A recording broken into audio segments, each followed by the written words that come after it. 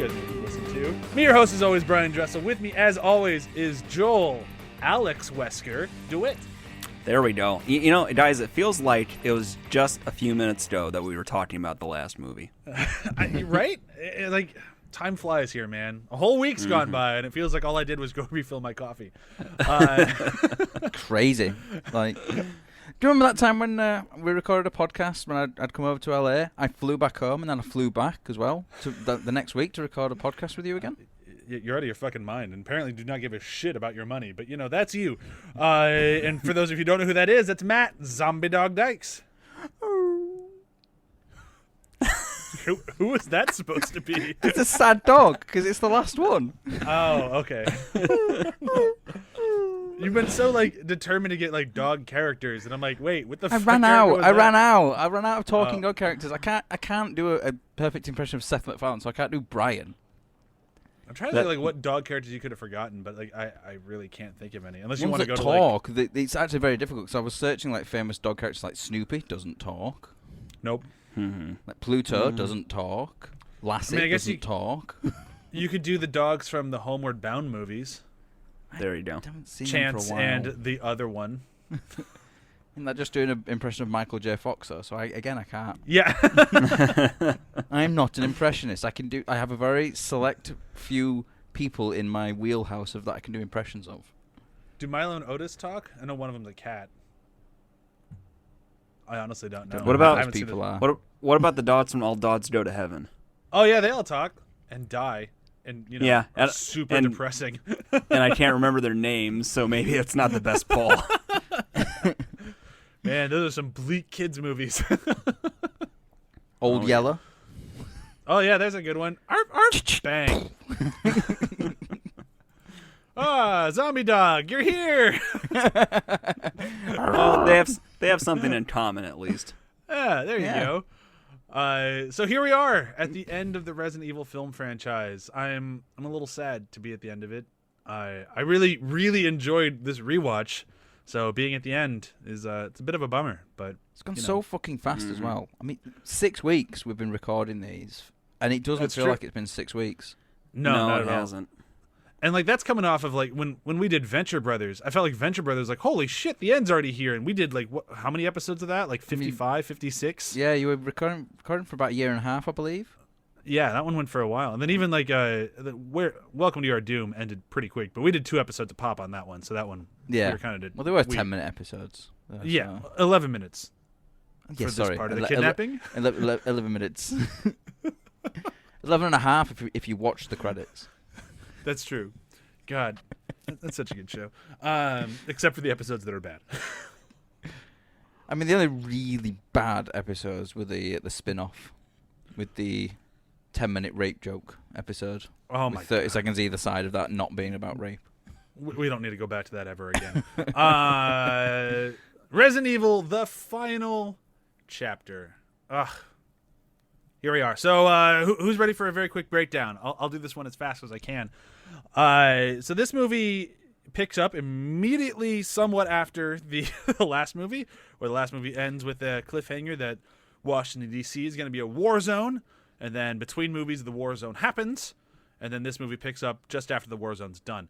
And Alice is in Washington, D.C. She's running away from dragon monsters that when their wingspan goes out, it's the Umbrella logo. They fucking branded their monsters now. I mean, they branded the apocalypse. They did. But I gotta say, the Umbrella wings, I kind of enjoyed. They're stupid, but that's kind of where I'm at with this whole movie. I'm like, wow, that's really dumb, but I enjoyed this one way more than 5. But I'll get to why in a minute. So anyhow, so she gets a message from the Red Queen, if you remember her, who is now a different Red Queen than what we established previously in the movies, and a different guy who made her than what we established previously in the movies. Just forget Resident Evil 2 to enjoy this movie. No! You have to, because the whole movie gets retconned in the opening right? monologue. Right? So just forget Resident Evil. and it's like the longest preamble yet. Just well, because they have to replace whole movies now. Yeah. It used to be like, this is what you watched before, and now it's like, this is what you didn't watch, but what we're going to pretend you watched. In an alternate universe, you watched this. Yeah, this was the movie you watched with these characters doing these things, not what you actually saw. So just bear with us. And, here we go. So she gets a message from the Red Queen that in 48 hours, the scales will officially tipped to zombies win, people die. How they can say that with only 4,000 humans left on the planet hasn't already tipped is beyond me, but, that's up to them. They know more about it than I do. Clearly. Yeah, isn't there like a minimum amount of people you need to repopulate the world? And I feel like it's more than 4,000. I think it's got to be more than 4,000. I think those 4,000 have to be near each other because they keep saying, like, the last settlements, which assumes they're nowhere near each other. But getting too nitpicky on a movie like this, so let's just keep moving. She meets up with a team of people, including fucking Claire is back somehow. Her brother didn't make the cut, and we're not going to talk about him. But they need to go back to the Hive from the first movie. Need to get back down to the Red Queen, where they have the airborne version of the cure now, as opposed to the cure they had before that was an injection, and you just have to smash it on the ground just like the first one, and then the whole world will be cured.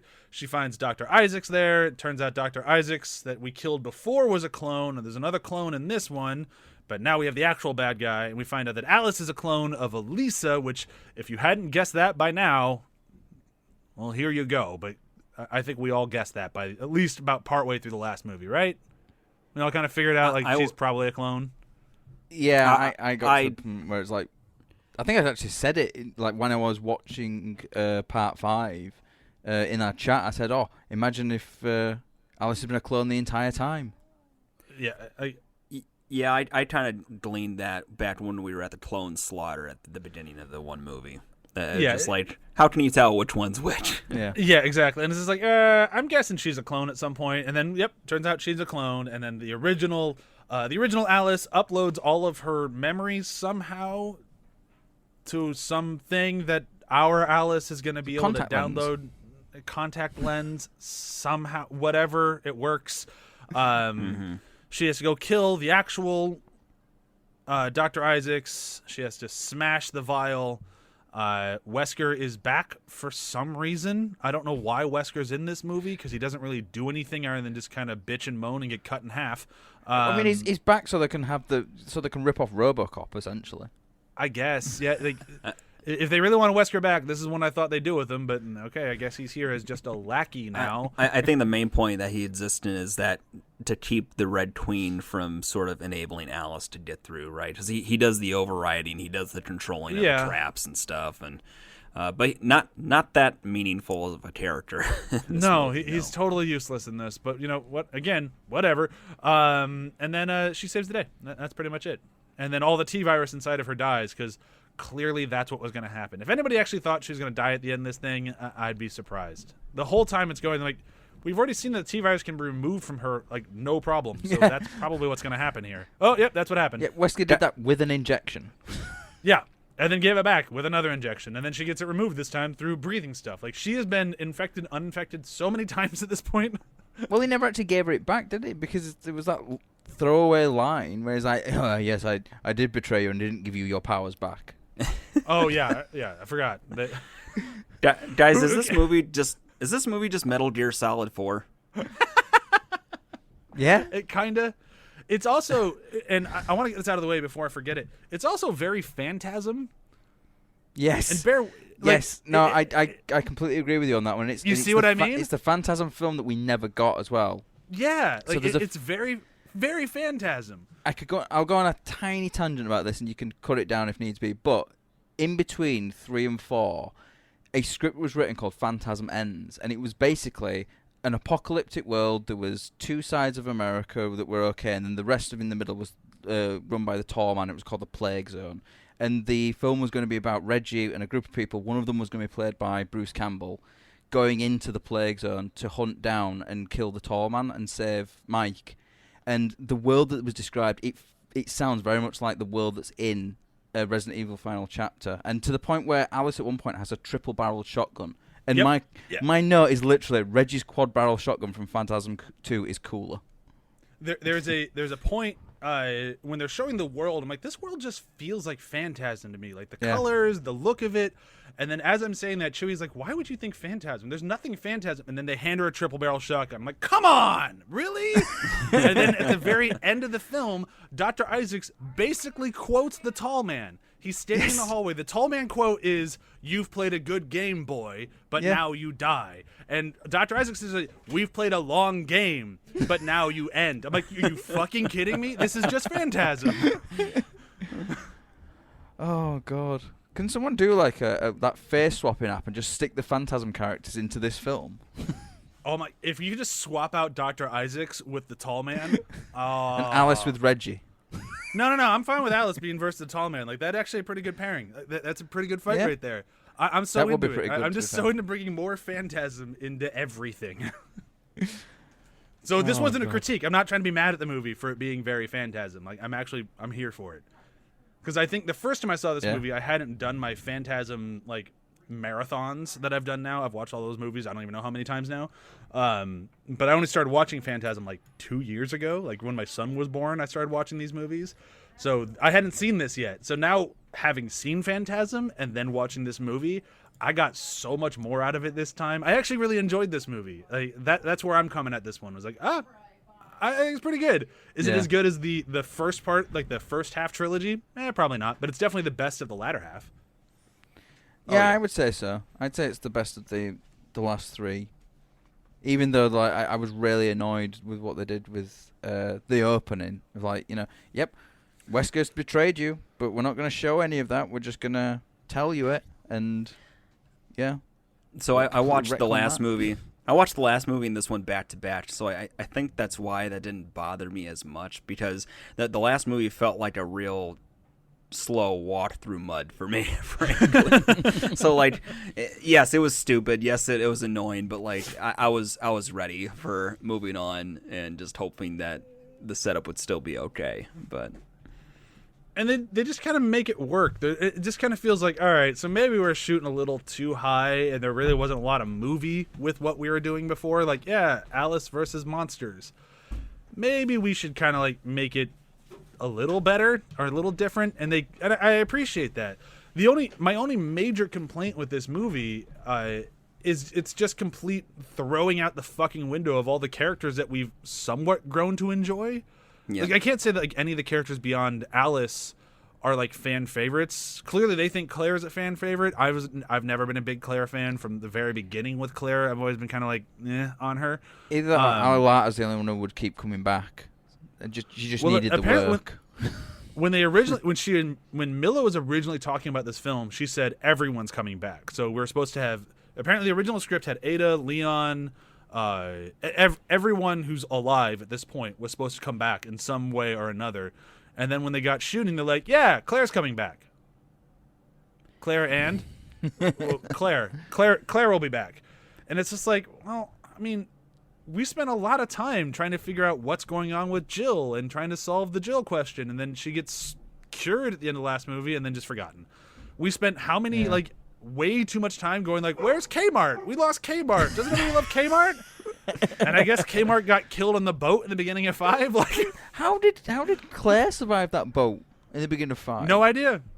There's no explanation made on that. Here she is. There's not even a throwaway line of like, oh yeah, I swam to safety or something.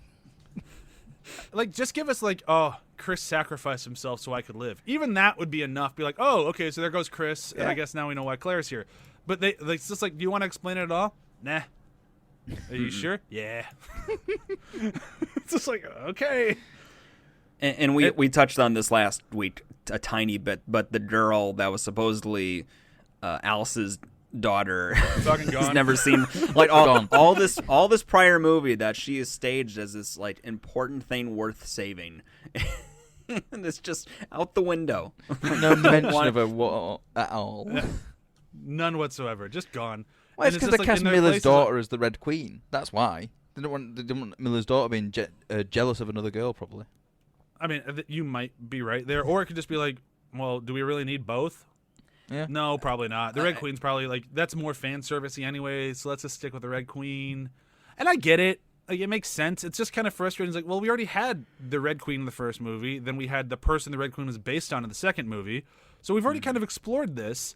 But then the beginning of this movie is just like, no, that was that didn't happen. Nope. It was this person and it's this Red Queen, and it's like, but I saw those movies. I clearly remember watching them, and it's like, no, you're wrong. Nope, fuck you. And it's like, okay. And that's kind of what you have to do throughout the whole movie, is just kind of go, well, okay. And if you're willing to do that with this movie, I think you're good to go. And dialing back to my Phantasm reference, you have to do that throughout the entire Phantasm franchise. In the middle of movies, you have to go, well, fuck it, okay. So for this series, do you think it's just so long between the movies that came out that they just assumed people would forget details and accept what they are fed in the beginning? Part of me wants to say yes, but at the same time, like, I was a fan of these movies as they were coming out. Like, I got really into the fanfare of it. Like, as Milla's very, like, fan-focused, so is Paul W. Sanderson. Like, they're just such fun people to, like, follow on socials. Have you ever seen them interviewed? Like, they clearly just love what they do, and they're so aware of how lucky they are to be able to do this. Like, because nobody else gets to make these sorts of movies for this budget and actually have them be successful and make many of them. Sure. That doesn't fucking happen. It's just these two people. So, like, they're so, like, fan-focused and fan-forward and just appreciative, wonderful people that it's just like, but you know we love this stuff. And you're just saying, no, just ignore it. We're just going to do this other thing. And it's like, okay, what you did was still fun, but I kind of wish you hadn't just forgotten the other stuff at the same time. Does that make sense? Like, I'm not mad at the movie. Like, I still think it's a good movie. It's tough to let go of the baggage that we are carrying into it. Yeah, no, it's like I don't. When you have a sequel that just completely ignores everything that's come, you kind of like, well, are you actually a sequel, or are you just trying to be your own thing? Are you just saying you're a sequel? I don't disagree with the critique. I'm just so broken from what Resident Evil's done to me for the last 5 movies that I've come to accept this is part of what it is. And I think I'm there too. I was not there the first time I saw this in theaters. I was very mad about everything the first time I saw it in theaters, and like going home, like being upset about this movie. Now, years later, I'm like, what the fuck was I doing with my time? Like, this is the thing I choose to get mad about? Like, this is a fine movie. It's just stupid fun the whole way through. And no one treats it like that. Like, that alone makes the movie better than it should be. The fact that Milla's doing her damnedest to do a great performance, and it comes through. She does a great job. Like, that alone is like, okay, maybe these, yeah, they're stupid fun, but nobody's treating it like it's stupid. They're giving it time and effort, and that's kind of cool. Yeah, and the makeup's really good on it as well. Like, you know, when they have her in that old lady makeup, it's fucking good. It looks like, you know, her when she's 100. I assume. Yeah. I mean, I think Milla's probably still going to look like Milla when she's 100, because, good lord. Yeah. Because she's not human. Well, she's clearly infected with the T-virus. Like, I don't think she'll ever admit to it, but they clearly have some version of a T-virus that keeps somebody from aging, and she's fully indoctrinated. That's not true at all. She actually did a week-long thing on her Instagram about how she takes care of her skin, because some person asked, and she's like, I started writing out a post, and then I realized it's a little long and crazy, so I'm just going to do a week-long thing. I wish I had that kind of time. Yeah. That sounds like way too much effort. Yeah. I suppose when it's your job, you make time for it. Yeah. Exactly. And it's like, I'm not judging. I get why she does it, and it pays. She looks great. So, you know, good for her. But there is just something like with these movies, with her and Paul being involved from the very beginning to the very end, there is just something that's really kind of cool and personal about them. So even if there might be like flubs like the last movie, I think this one does a good enough job landing this kind of like crazy plane, if you will. Like it's like it might make some mistakes, it might make some stumbles, but it's like we're just gonna kind of take this like rat's nest of chords that's before this movie, straighten it out into one thing, and we're gonna land the plane how we want. And it's like we could take time to try to interweave all this mess before us, or we could just kind of do our own thing and just have the best possible movie. And I think that's what they went for, and I think that's probably the right choice. It bumps me a little at the same time. Sure, I can see that.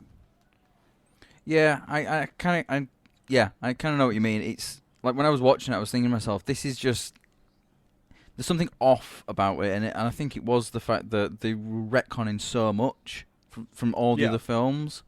It just felt a bit odd. It didn't really feel properly like a sequel. I mean, it's like Dr. Isaacs comes back, and like if I remember rightly, the last time we saw him, he was turned into a monster and then killed. And Yeah, there's he got waffled.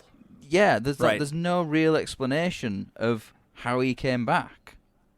Well, that one was a clone. Yeah, I get that, but like when he's actually back there, there's no explanation. Like, it doesn't say like, oh, that was a clone or anything like that. I don't remember him saying that. She does. At one, like they're talking, she's like, "Ah, I killed your clone, didn't I?" And he just kind of smirks. Right, and there's even a few of them outside of that prior to that appear, and so it's oh boy. I forgive a lot of this because at the end of the day, this is Alice's journey throughout all these movies, and you have to sort of just accept that. And I know that there are key characters throughout these movies, but so many are cannon fodder in that. It's if their goal was to tell a conclusion to her story, then they succeeded. Exactly. I can see why people are disappointed about not having wrap-ups for every other character. That would be more like Metal Gear Solid 4, like I said. But this movie doesn't also have the benefit of like 25 hours of cutscenes to explain everything. Yeah. Yeah, and I think this movie it feels like prioritization. Like how do we prioritize the best possible thing for our fans and for our story? And it just feels like that's what they went for. So it's tough to really knock it too hard.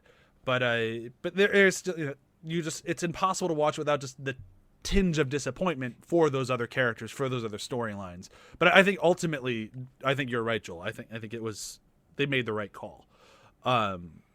It's odd as well because there's little bits of it where you think, hang on a minute, it feels like those characters have flipped a little bit. So like Dr. Isaacs, when we first see him, he's kind of a lackey to Wesker in a way, and then the tables have turned. Like Wesker is now all of a sudden just a lackey to Dr. Isaacs. Yeah. Well, that's because that's finding out that the Isaacs that we knew before was a clone, so he was a lackey to Wesker, but the actual Dr. Isaacs is his boss. And it's just like the fact that you have to do these many leaps is like it feels kind of like the movie is like, that's up to you, man. You can either go along for the ride or you can try to dissect it. We gave you some things to dissect it, but if you really want to, go ahead. I do feel like that is one of those bait and switches that doesn't feel great. Like Wesker is the omnipresent antagonist throughout all these movies, and then having been relegated to a grunt is kind of disappointing in some ways, even as we've been sort of making fun of him and joking about how bad of a character he is. And granted, Isaac is a great character in this movie. He's just a force to be reckoned with in all sorts of ways. And the fact that they have him as like several different versions, one of them being kind of a religious cult leader, basically. So you see different sides to his character too. And that character felt like he was lifted straight out of like what was it? Land of the Dead, like the Romero movie.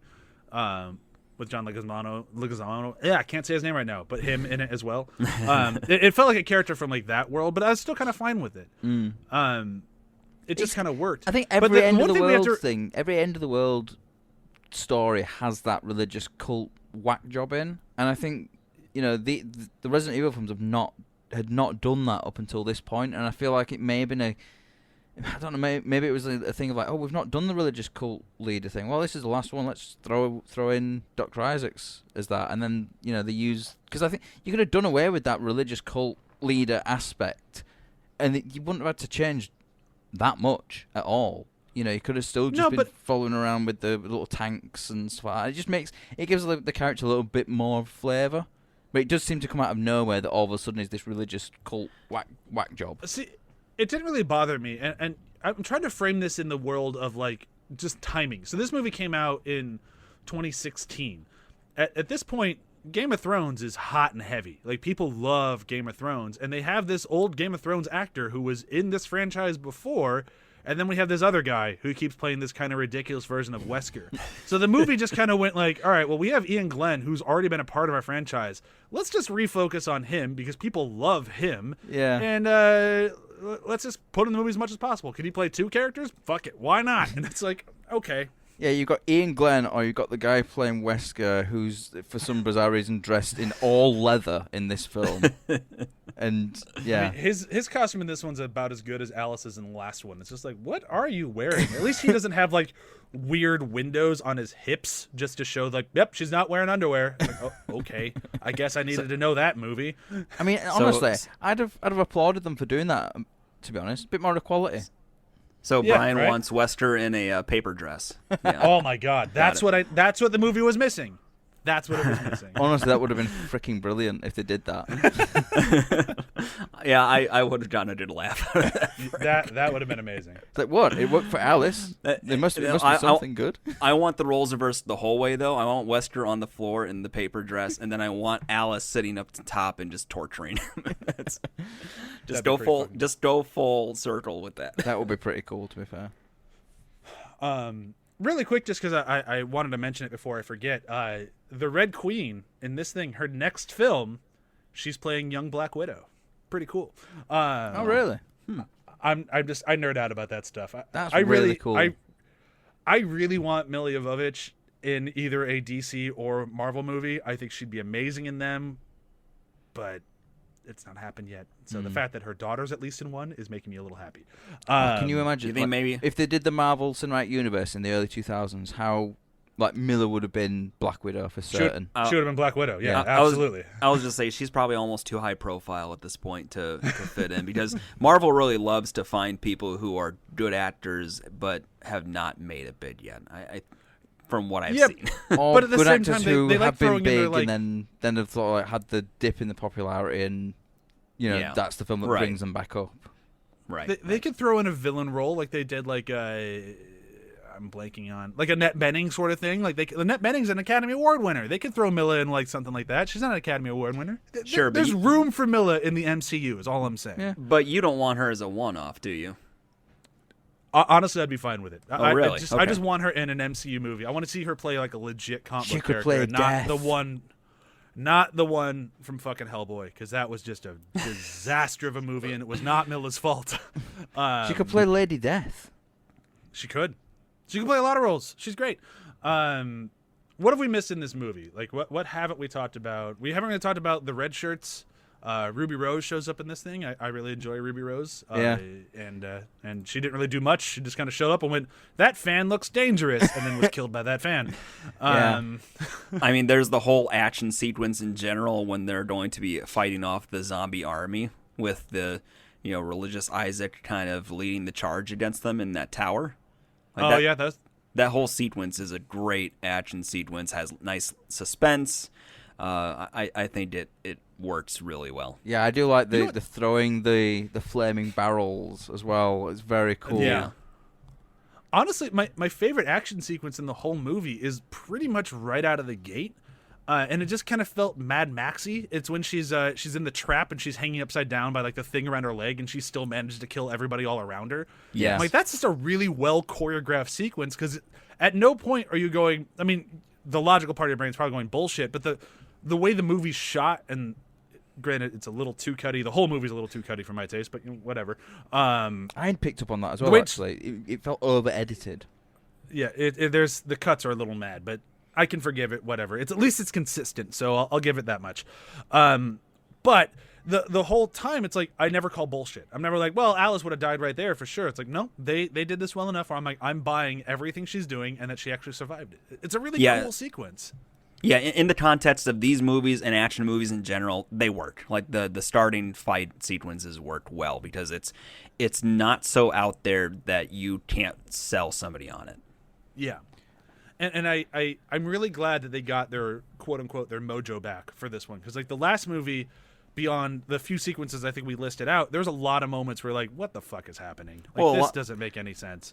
Or a lot of moments where it's just literally shooting at each other and nothing happened. Yeah, exactly. Yeah, and this one I don't think ever dipped into that realm of like, why this now? Like even like her crazy like Mad Max-esque car chase with the umbrella monster. I'm like, nah, this is all kind of cool, and I'm enjoying it. I like the whole monster coming through the roof and like picking up the car, but he's fucked up the car so bad that the car can't support its own weight, so the roof just rips off and she lands and is able to keep driving. I'm like, nah, I'm into this. This is fun. Yeah, exactly. I did like how Claire was like, she's like, no, Alice, you can't sacrifice yourself to save everybody. It's like, no, you're what? And then my favorite point about that though was the fact that like Claire really didn't take much convincing to go around to Alice's side in the initial conversation. So she's basically like, no, and then Alice basically winced in pain a little bit, and then she's like, oh, okay, I'll help then.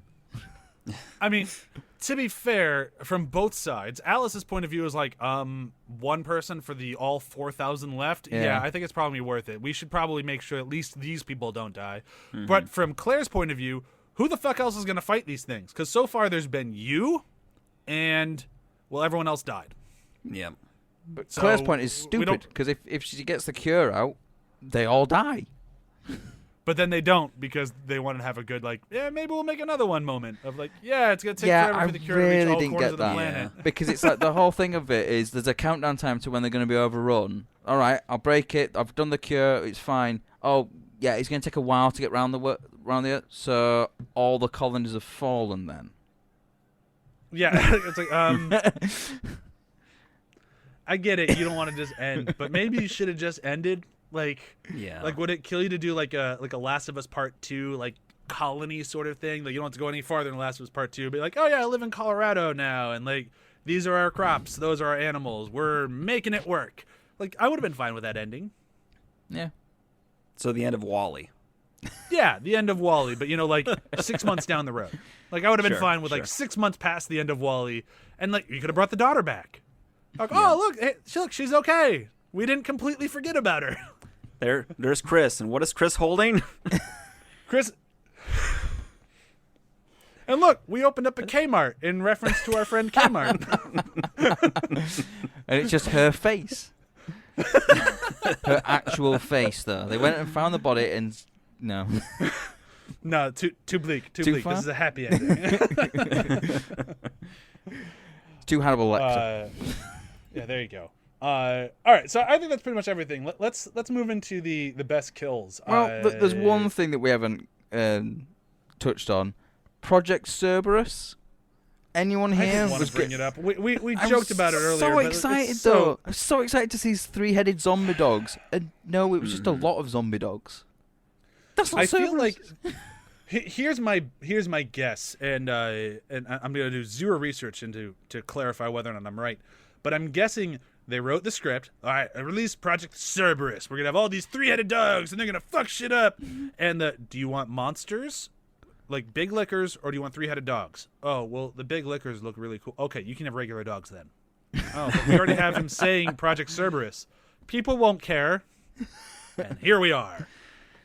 I mean, yeah. Umbrella is a multinational corporation, and multinational corporations like to project name things with cool stuff, so that's very they probably went like, okay, this is Project Zombie Dog Wave. That's too wordy. Project Cerberus. Ooh, all right, I like it. Did anyone else pick up on the fact that Wesker's been watching Star Trek or Doctor Who though? I mean, what else is he doing with his time? Reverse the polarity of the turbine. Yeah. I mean, to be fair, that's like every sci-fi anything. They even do it in Ninja Turtles like 50,000 times. Yeah. It just made me laugh because of like when we did the Doctor Who and we like that whole thing about when you're confusing the polarity. Yeah. They're both reversing the polarity. Oh man. All right, so let's do best kills, and I'm gonna go first this week because I've already kind of mentioned mine, and it's Ruby Rose. It's just so like it almost feels like they're mad at her, like she's the producer, quote unquote. In this one, it's just like, all right, so here's a big people grinder. She's gonna be nervous about it. She's gonna flip off the camera, and then she's gonna go into the people grinder. It's just like this scene is really mad at Ruby Rose for some reason. But it's still a cool sequence, and it reminded me of Tokyo Tribe. Listen to Behind the Hype to hear about that. And that's mine. Matt, you're up. So mine was like, when I wrote it down, I thought it was a kill. And technically, it's not a kill. But it's where Alice puts the grenade in Dr. Isaac's pocket. And it's just the look of realization when he realizes what she's done, and then it goes off. I just thought it was so cool. I was a bit gutted that wasn't actually how he died, and he somehow manages to survive and come back to get her. Well, he's a Terminator, apparently. He rebooted. Yeah. But yeah, that was really cool. So then, like, for an actual kill, though, I'll go with the Wesker one, just because, like, completely ripping off RoboCop of where she goes, Wesker, you're fired. And then, like, the Red Queen just, like, closes a door on his leg and, like, just, like, slices it off. And he's just left there just going, yeah. And I love, like, they give him, like, the dead drop thing. And I also love the, what's going on? You're dying, Wesker. Get on with it. Yeah. Fucking love that line. That was such a good line. Those are both great moments. The Alice versus... I can't remember his name now. Isaac. Alice versus Isaac segment's great because so much of this movie... Alice is such a badass, and like she overpowers almost everything. And that was one of those moments, kind of like in the last movie at the end, where she is just getting destroyed, and she uses her cunning to do a quick slip in and fool him. So it's like she sacrifices her fingers. Yeah. Exactly. She lets herself get mutilated for the sake of beating this guy, and it's so much cool. So what's your best kill, Joel? My best kill is probably going to be the flamed waterfall. I'm what? Fucking hell, I'm judgmental with Bryan. Okay. Are you gonna tell me there's something wrong with that? No, there's nothing wrong with it. I like the name of it, the flamed waterfall. I mean that's pretty much what it is. You're not wrong. I haven't. Firefall. Is that better? No, I like flamed waterfall. Yeah. I like it. Flamefall. It sounds like a good. Yeah, it's good. But it is one of those, like, for a movie that doesn't have a lot of flashy moments, that is a big moment that I think it pays off. It works really well. How much of the budget do you reckon went onto that one sequence? Probably at least 5 X-Men. Yeah. Oh, I can't get any X-Men in this one. Damn. Firefall. I mean, that fire looks very realistic as well. I mean, I know we've come a long way with CG fire, but it's still quite difficult to make look realistic, especially when you look at when it's done badly. But that fire, it looks so real when it's going down. Oh yeah. Yeah. All right, this is it for today. Best Alice moment in the final chapter. Joel, you're up first. I think when she finds out that she's a clone. I think the sort of existential crisis she goes through during that moment is just so evident in the way she portrays it, and it just it's another example of her doing acting very well. Yeah. Although I just to play devil's advocate for 1 second, and it's just kind of a ding against the movie. Yes, I agree with you. She nails that scene, and that scene is great. But she goes through an existential crisis for a moment. I do agree. Yeah, you're right. You're right about that. Yeah, but for about 30 I will seconds. forgive it. I'll forgive it too. It works, but it's a very short existential crisis. Her acting is superb in that whole sequence, though. Like you can see it in her eyes, and like really great actors will act with their eyes, and I think Mila does it really well in that sequence. Oh yeah. Yeah. Yeah, she does great. My best Alice moment, I actually think she does a really good job throughout this entire movie. Like, I think you could tell Mila was feeling this one, so I don't think she ever really does a bad thing in this movie. I think she's kind of on point the whole way through. But for character-wise, I'm going to go with her fight against the Umbrella Monster in the beginning. I really like that car chase. That's where I started getting the whole Phantasm vibe. I like the way this car chase is shot. It feels very much like the way car chases are shot in Phantasm. And that's where I started cluing into it. And since that's what kind of piqued my interest for the rest of the movie, I think that's where my best Alice moment would be too. Yeah. That's a good one.